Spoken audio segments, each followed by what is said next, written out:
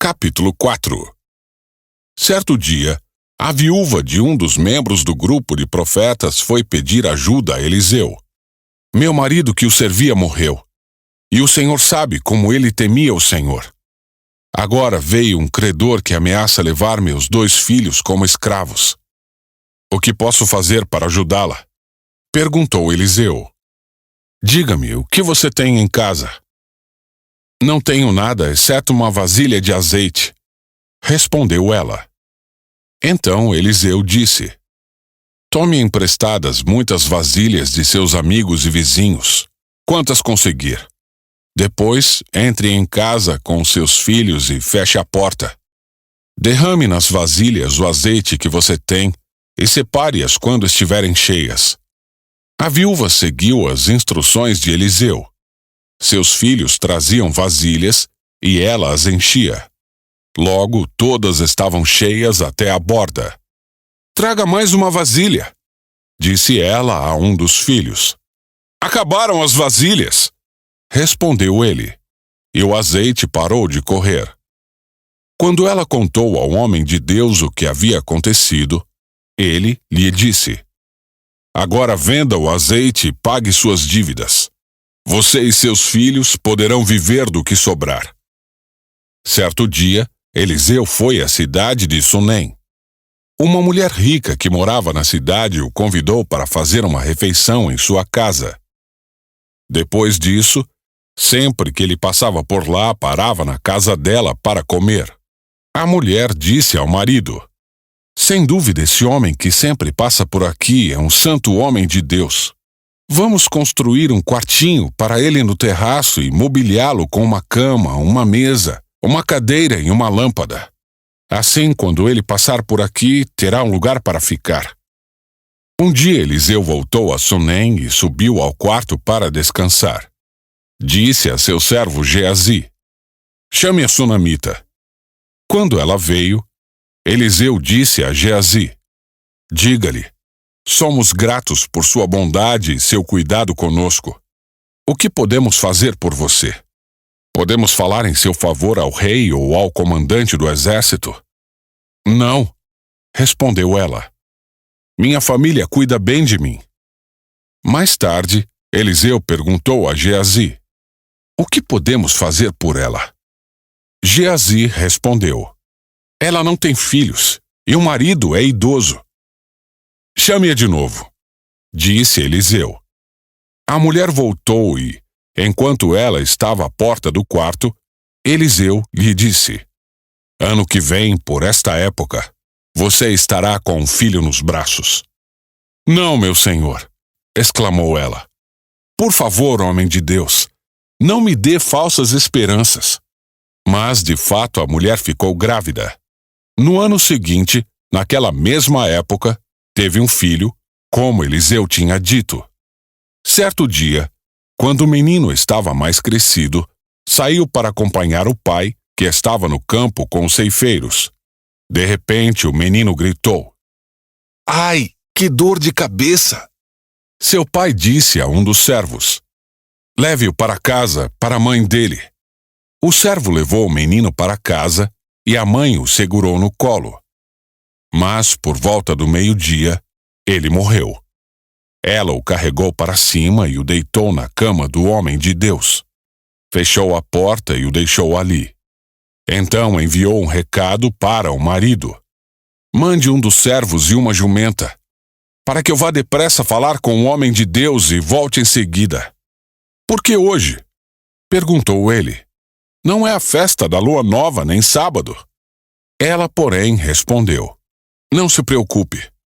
Então ela mandou selar a jumenta e disse ao servo: Rápido, só diminua o passo quando eu mandar. E partiu para encontrar-se com o homem de Deus no Monte Carmelo. Quando ele a viu à distância, disse a Geazi: Olhe, lá vem a sunamita. Corra ao seu encontro e pergunte: Está tudo bem com a senhora, com seu marido e com seu filho? A mulher respondeu: Sim, está tudo bem.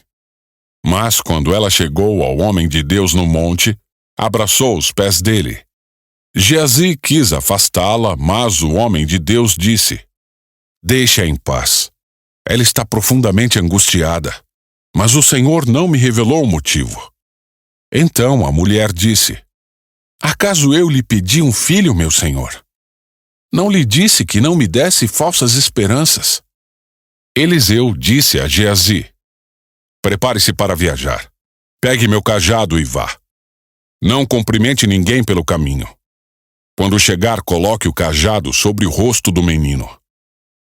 Mas a mãe do menino disse: Tão certo como vive o Senhor, e tão certo como a sua própria vida, não voltarei para casa se o Senhor não for comigo.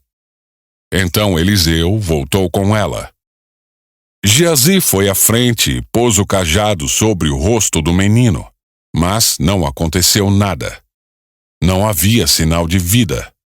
Geazi voltou para encontrar-se com Eliseu e lhe disse: O menino ainda não despertou.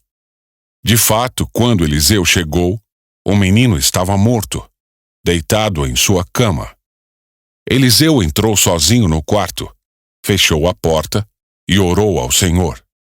Depois deitou-se sobre o corpo do menino e colocou sua boca sobre a dele, seus olhos sobre os dele e suas mãos sobre as dele. E enquanto se estendia sobre ele, o corpo do menino começou a se aquecer. Eliseu se levantou, andou de um lado para o outro no quarto e, em seguida, se estendeu novamente sobre ele. Dessa vez, o menino espirrou 7 vezes e abriu os olhos. Eliseu chamou Geazi e lhe disse: Chame a sunamita. Quando ela entrou, Eliseu disse: Aqui está seu filho. Ela caiu aos pés do profeta e se curvou diante dele. Então pegou o filho e saiu. Eliseu voltou a Gilgal, onde havia fome na terra. Certo dia, quando o grupo de profetas estava sentado diante dele, ordenou a seu servo: Ponha no fogo uma panela grande e faça um ensopado para o resto do grupo. Um dos profetas foi ao campo apanhar ervas. Encontrou uma trepadeira do campo e voltou trazendo frutos silvestres em sua capa. Cortou os frutos em pedaços e os colocou na panela, sem saber exatamente o que eram. O ensopado foi servido aos homens, mas assim que provaram alguns bocados, gritaram: Homem de Deus, há veneno neste ensopado! E não puderam comê-lo. Eliseu disse: Tragam-me um pouco de farinha. Jogou a farinha na panela e disse: Agora podem comer. E o ensopado não lhes fez mal. Outro dia, um homem de Baal-Salisa trouxe comida para o homem de Deus: 20 pães de cevada feitos dos primeiros grãos da colheita e também grãos frescos. Eliseu disse: Distribua entre o povo para que comam. Como vamos alimentar 100 pessoas só com isso? Perguntou seu servo. Mas Eliseu repetiu: Distribua entre o povo para que comam. Pois assim diz o Senhor: Todos comerão e ainda sobrará. E quando distribuíram o alimento, houve suficiente para todos e ainda sobrou, como o Senhor tinha dito.